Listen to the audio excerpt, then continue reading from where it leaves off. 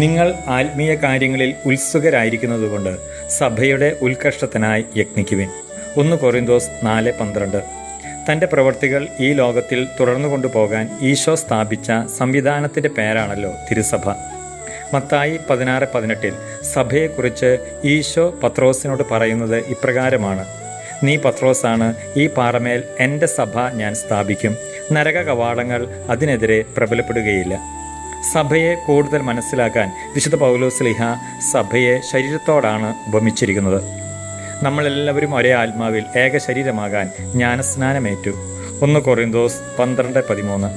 നിങ്ങൾ ക്രിസ്തുവിൻ്റെ ശരീരവും ഓരോരുത്തരും അതിലെ അവയവങ്ങളുമാണ്.